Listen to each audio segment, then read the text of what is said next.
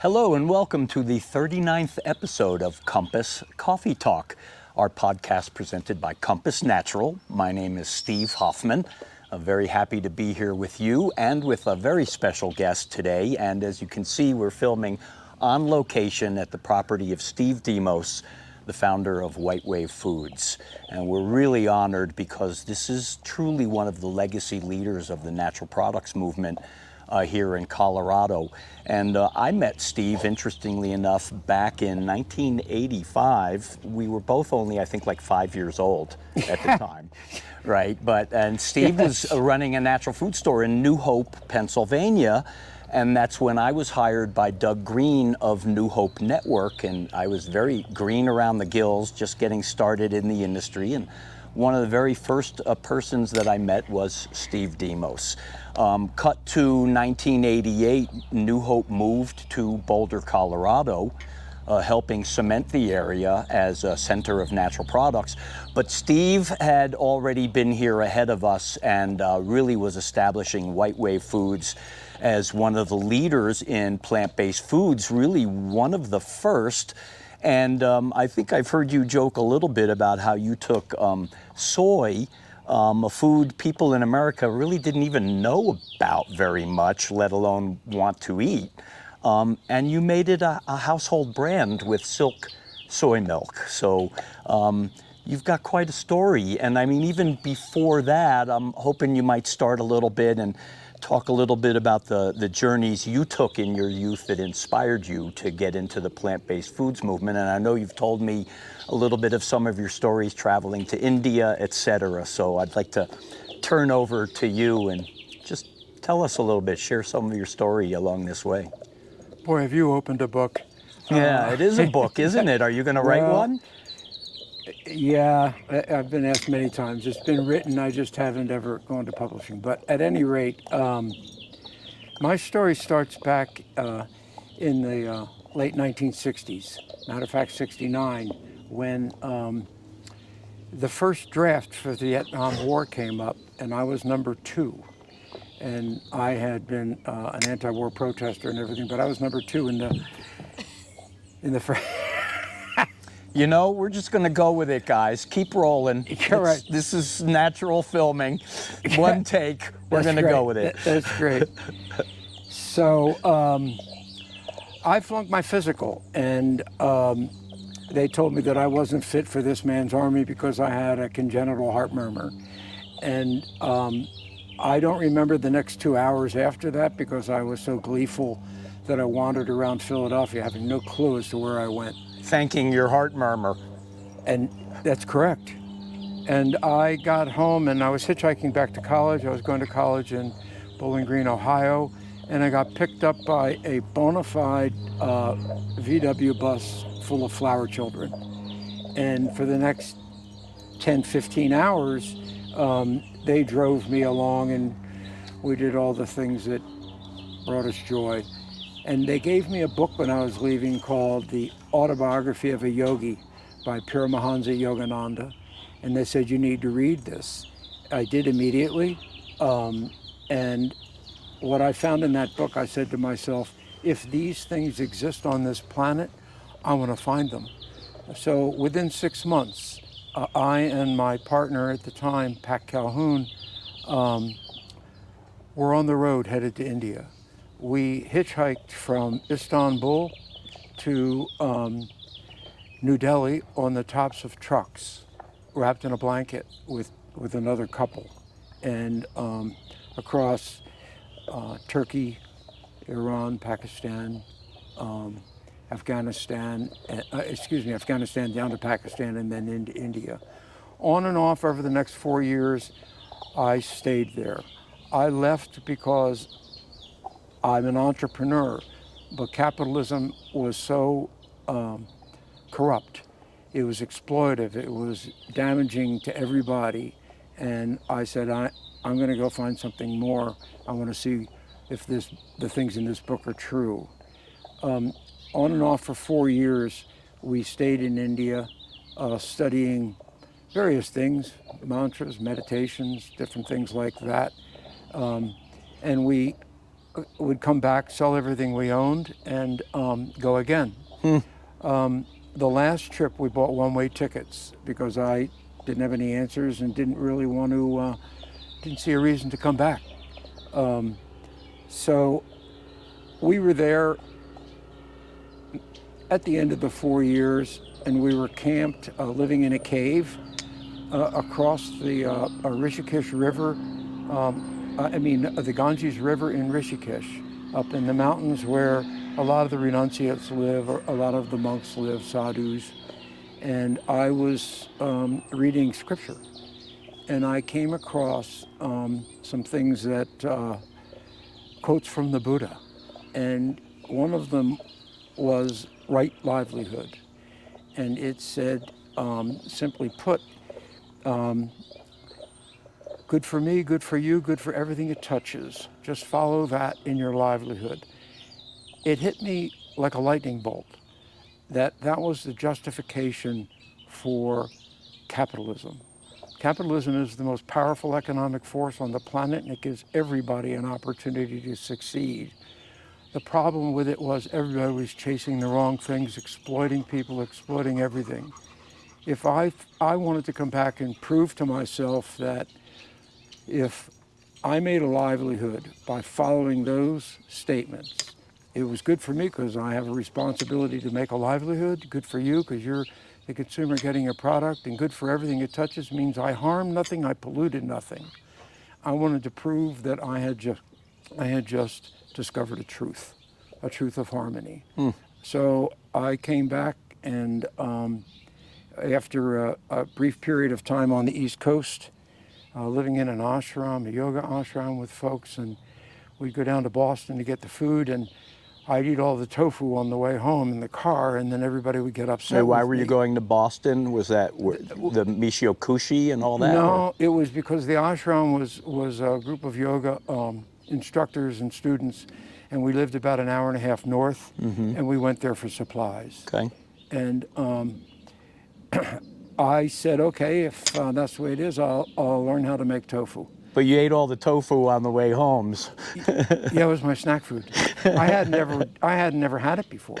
Yeah. And I thought it was fantastic. So 10 Talents has an instruction on the back to how to make bean curd. So I made tofu and fed it to the ashram. And I was there a couple months, maybe a year, and I decided that I wanted to leave, and Boulder, Colorado was the place that I said I was going to go to. So I hitchhiked alone. Pat went to California, and I hitchhiked out to Boulder with a backpack and no money. And Pat eventually joined you and helped. I know Pat from White Wave days.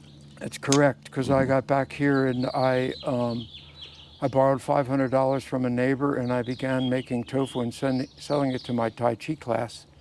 And it was well received, and I said, gee, this is what I want to do. I went into a long meditation retreat, 72 days, and I envisioned the entire business at this time, came up with the name, and said, this is what I'm going to do. I'm going to prove right livelihood is a truth.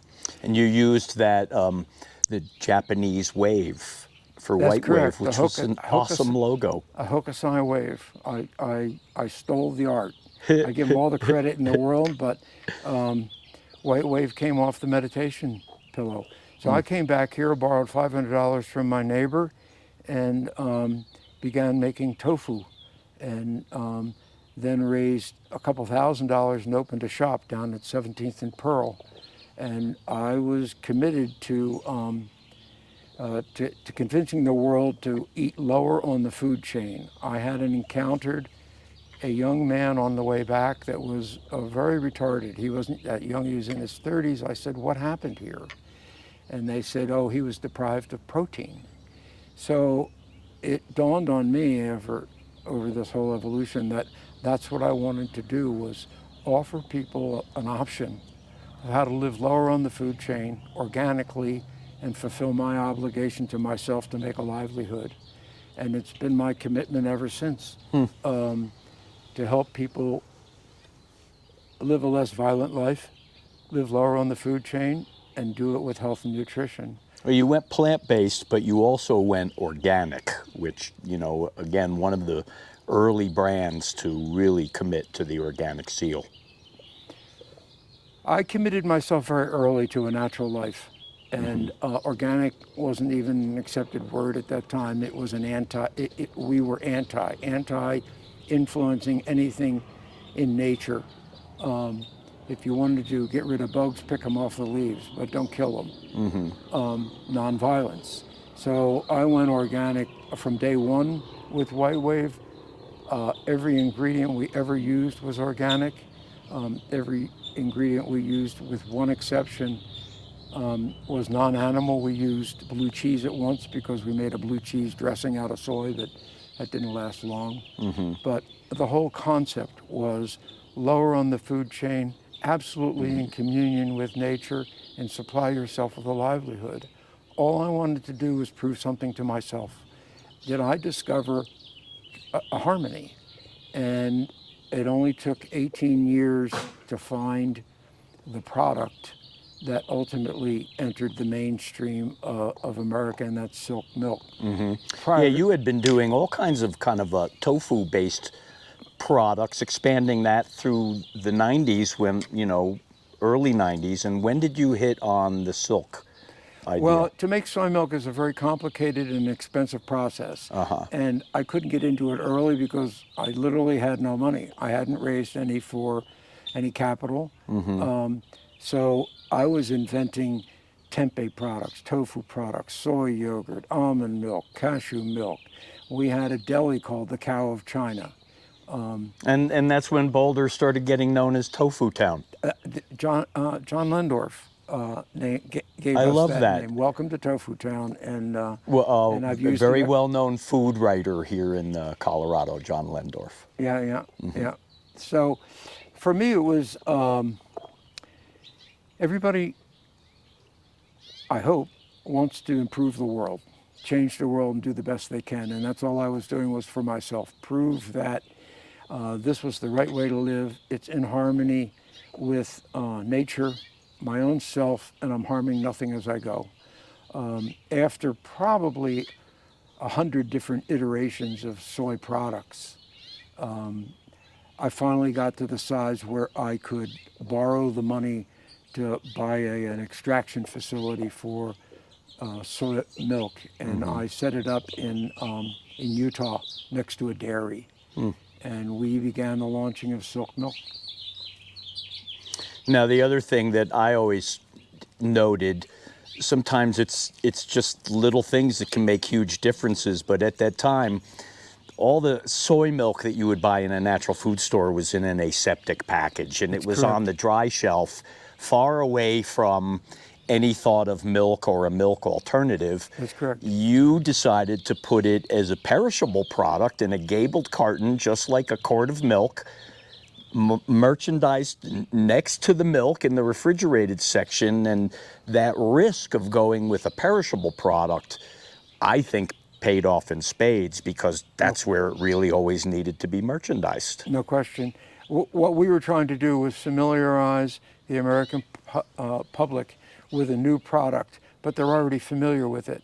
I was eating a bowl of cereal one day and realized that the bottom of the bowl, because of the cereal flavor, tasted like soy. So I wanted to familiarize people, and the introduction was as a topping for cereal. So our first carton was a package was a carton of silk being poured over a bowl of cereal. And we ended up sponsoring All Things Considered on NPR, and the only thing we said is, silk is soy, silk is for cereal. And that's putting it next to milk, looking like milk, but an alternative to milk. Everybody knew what to do with it, knew what it was. No questions had to be answered. Yeah, I mean, the name was brilliant. Silk, a takeoff on milk. The positioning, and now now, I don't know, a few years later, or you can tell us, but suddenly you've created a soy product that's a household brand in the United States. Now, there is a definition for household brand. You taught me that. I think it's like when you hit 300 million in sales or up. Oh, I don't know. I don't recall that. First of all, the Silk name came from Dale Hess at Spark Studios, so I'll give credit where credit is due. At that time, the FDA was announcing that the consumption of soy would lower cholesterol. So we had all the advertising done for us. The government was telling people to go try it. We were exposed on the supermarket shelves, and we just ran with it. It got a lot of attention, a lot of publicity. So we ended up in 96% of the supermarkets greater than $2 million a year in the United States, and in 14 million homes in a 6-year period. Wow. Oh, we were in the giggle. That was a rocket ship ride then. Oh, we were in the giggle zone. So I was joking with Allison earlier, you're like the overnight success that worked for 25 years before you got to that point. My career is summed up as 18 years of hell and 10 years of heaven. But I don't regret one day of it. All of that is the foundation for that's where correct. you went. And then, so I want to move forward a little bit because you had a successful exit with Silk and White Wave. And it wasn't too long after you created a Good Belly, a probiotic drink, which I have in my refrigerator. I drink it in the morning. And also I'd like to take that. So you found another unique, and you again were one of the first movers on probiotics, to me, other than just yogurt. And literally thinking about it in other product formulations. And so that's still out there in the marketplace as well today. Yes. And I'm also wondering what you're seeing today in the market and where you see opportunities and where you see some challenges in the business environment. We're talking about conscious capitalism. Your book that you read in 1969, it reminded me of just People, Planet, Profit. I mean, right livelihood. That's correct. My motivation was to prove that it had nothing to do with me, that the concept itself was inherently sound. So I started, 6 to 8 different businesses here in Costa Rica, whether it was nut butters. And this is after White Wave, you're saying? Yes, Okay. because I wanted to show that this had nothing to do with personality. It had to do with choice of concept and what I was doing. Because I thought, if this is the truth, if this is harmony, if any human chooses to do what they love, harm nothing, and make a living at it, isn't that what we're all responsible to do anyway? So Good Belly was started. I wasn't the CEO. I did found it. Naturally Nuts, which is a nut butter company, I did that. The Cow of China. Good Belly, as you mentioned. What was the natural food store in Dominical, Costa Rica? Mama Toucans. Mama Toucans. And it was all natural, organic, and there were animal products sold in it, cheese, but no kill. No kill. And every one of them has been a financial success. Every one that has been run by the people who I turned it over to have done very well. The investors have done very well. So the concept of fulfilling your obligation to take care of supplying yourself with a livelihood can actually be matched up with fulfilling yourself, not just monetarily, but fulfilling yourself by doing what you love. That's the lesson. It wasn't tofu, it wasn't soy milk, it wasn't tempeh, it wasn't Good Belly. It was fulfillment of self and supplying people with a beneficial product and harming nothing. And you're sitting in the midst of it. You know, and I think that's also your entrepreneurship continues, it seems to me. And it's also a testament to the value of entrepreneurship, because if people don't go try these risks, this is what creates innovation. You've created a lot of innovation along the way. Thank you. I don't know any better. If you chase what you love, you're going to innovate. if you're chasing what you love, if you're chasing an occupation, if you're chasing a fulfillment to make dollars, that's a whole other game. I don't know about that. All I know is that if you do what you love, you're inexhaustible. You will never quit. You will never give up because you're not going to quit on yourself. And if it's nonviolent and it's good for whoever's buying it, if it's a service, and I don't care if it's a product, a service, anything that fulfills those three, you're fulfilling yourself. That's the most important aspect of right livelihood, or what I tried to do. You know, I think it's always hard to start a business. It doesn't matter what time, what era, you know, but having said that, where do you see today's entrepreneurship in natural health? You know, where do you see some opportunities Well, there? naturals come of age because of everything that we knew early in the game is a chemical invasion of the food you put in your body is dangerous. And the natural life is going to become more and more prevalent. Why? Because a lot of the introductions of science, of technology, have not been proven over generations. So we don't know what they're going to do to the human race. I didn't want to be that experiment. And I don't think anybody else really wants to either. The natural order has been in balance for a lot longer than humans have been on the planet.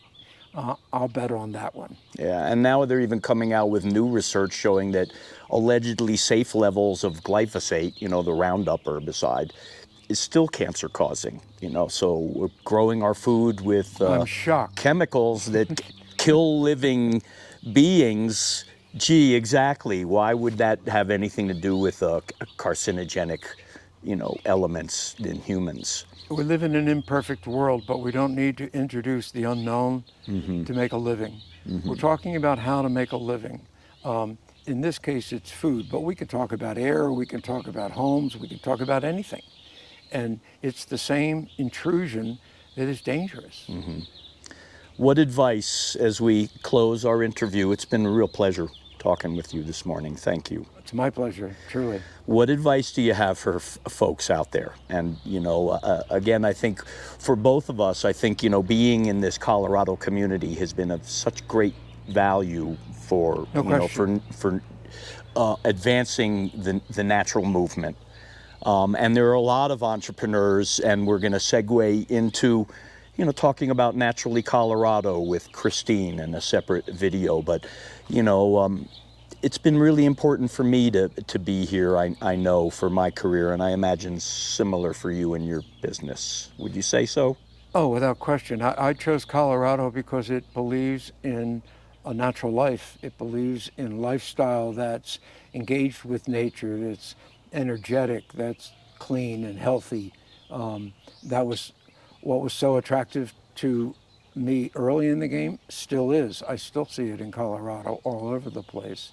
It's now become a lot more prevalent around the country, and it will only become more and more so. So my advice, I'm a broken record. What did you do when you were 10, 12 years old that you loved to do? There's probably 4 to 5 things. Chase one of them. Make a living at it, but not for the money, because that's who you are. Chase that. I guarantee you, if you fulfill all of those and it's harming nothing, the world takes care of you. That's what happens. I didn't expect to, you don't expect to make money when you introduce tofu. That can't be a goal. That was way beyond the concept. And all of a sudden, it showered me. Why? Well, obviously the food came of age, but so did the philosophy come of age that if you're in harmony, the world takes care of you. It's taking care of me, and I think it will take care of every human on this planet if they just follow that truth. And, you know, all work, all business is hard. Yes. You know, choose your heart. Yes. That. My point is, you're choosing what you love. Right. I didn't say it would be easy. Right. It was brutal. It was brutal. But the for passion 18 is what years. gets you through the hard stuff. That's correct. And it teaches you, and you learn as you go. But if you're not doing what you love, you'll quit, you'll freak out, you'll give up, because it's not you. You're chasing it for the wrong reasons. Chase yourself. You'll never run out of energy, and you'll be proud of who you are. Steve Demos, thank you very much. Steve Cheers. Hoffman, thank you Compass very Coffee much. Talk, thank you guys. Thank you.